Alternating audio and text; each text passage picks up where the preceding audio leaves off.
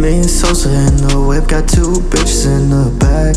Red and blue lights flashing, but we not looking back. These Tesla feel like a spaceship, this bitch gon' wait. What's up? It's Professor Suisu. Have you ever wanted to never be caught off guard? Well, today, I'll be teaching you that on this Manipulation Monday. Let's go. Now, what do I mean by caught off guard? Well, this can pertain to any type of relationship.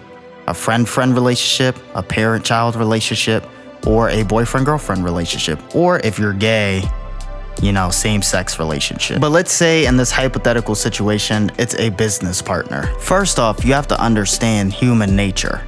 You have to understand that people are working to gain their benefit in any situation. Look at the guy that created Facebook. He had his group and he basically rug pulled them and became the CEO, and they have no part of it. And that's what I mean by being caught off guard when it comes to business ventures. Whenever you're creating a business with somebody, even if you don't think it's gonna blow up or like the idea is stupid or it's like a little fun thing, always create a contract that says you own a percentage, they own a percentage, etc.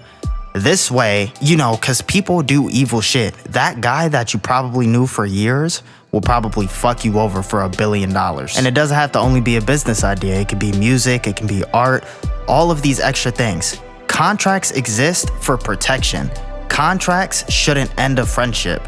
If you bring up a contract to your friend and they start acting angry about it, that's not your true friend. Because if a friend wants you to sign a contract that ensures that they get 50% and you get 50%, you should want to put money in your friend's pocket. Facts. And obviously, if the contract is a bad contract, then y'all can discuss that amongst yourselves, right?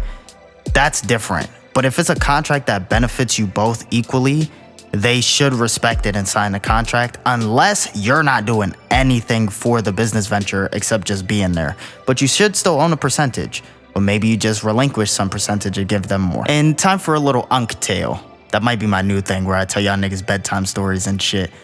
But anyways, time for a little unk tale, right?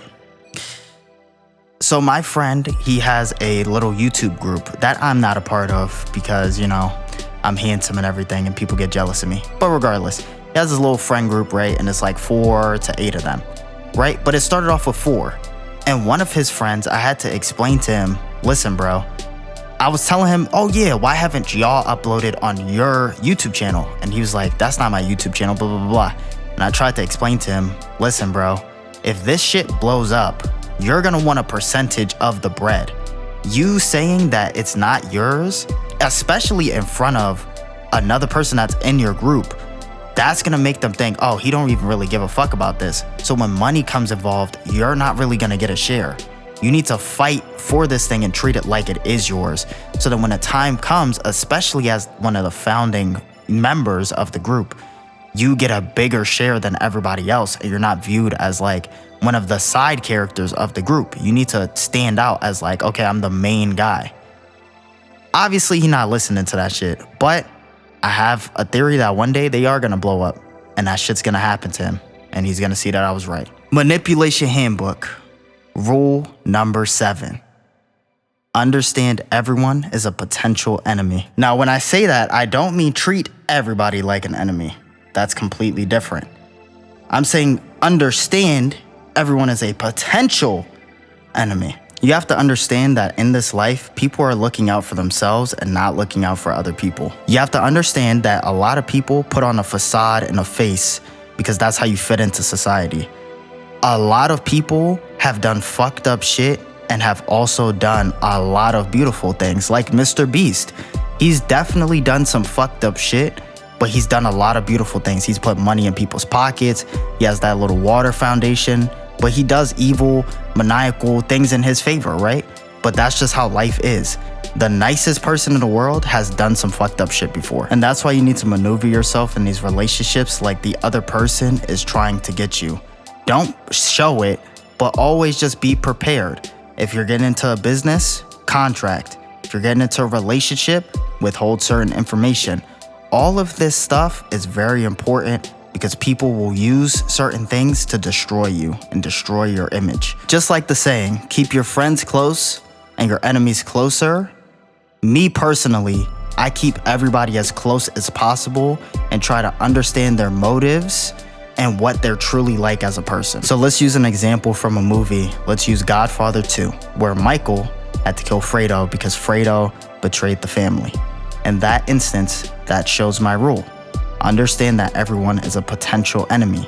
Michael, not seeing that Fredo was his enemy all along, was heartbroken, right? He said, Fredo, you broke my heart. He was flabbergasted that his brother would do some shit like that to him.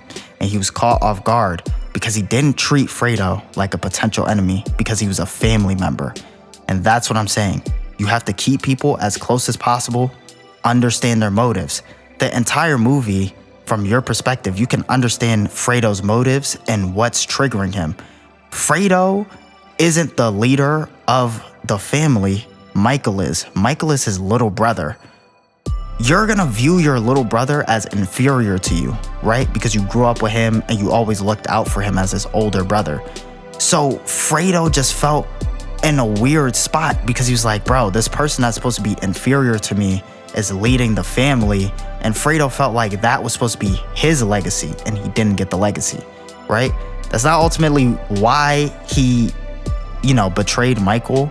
It was for other things in the movie that I'm not gonna spoil, even though the movie's like 80 years old, but that's just an example. And let me give you this last example and then I'll be on my way.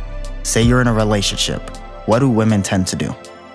They tend to use your past against you to affect you in some type of way. This is why you're not supposed to reveal your past to anyone, even if it's not a girlfriend. It could be a past friend, anything. Because once conflict arises, people will use any source to destroy you. I'm just thinking of this particular moment where Cardi B, this person that said she was pro-choice, right? She's no longer friends with the girl JT. I don't even know if they were friends at all, right? And actually today, I'll give you 2 manipulation handbook rules.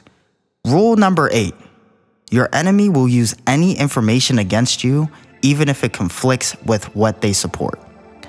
Back into that Cardi B example. So JT and her have beef.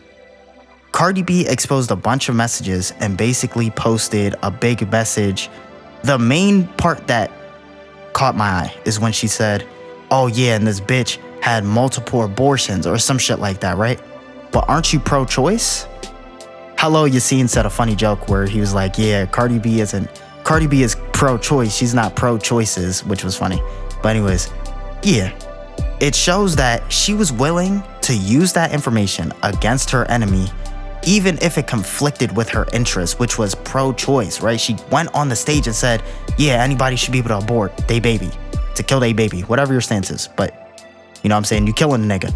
Even if it's just a cell is still living, so technically you're killing the cell. Either way, right?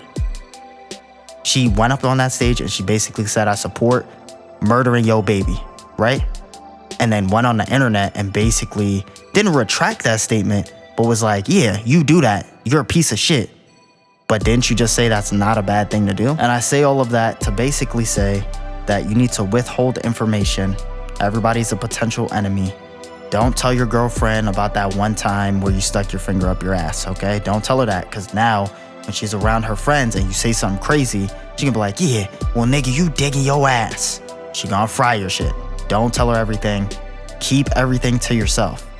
It's fucked up that that's how the world is, but you can't tell people information because they will use it to fucking destroy your image. I'm telling you, even your friends, your family, all of these people, anything that you know is like, all right, that's a little crazy. Don't tell anybody because they will use it. But anyways, it's been Professor Sweet. Make sure you like, comment, share, subscribe. Look down in the description. You see that? It's on my socials. Make sure you go on them. I'm not gonna lie, I haven't posted on them in a while. I've been slacking, but they're there. Go follow my shit. You know what I'm saying? But yeah, I'm out. Make sure you ask me questions. Peace.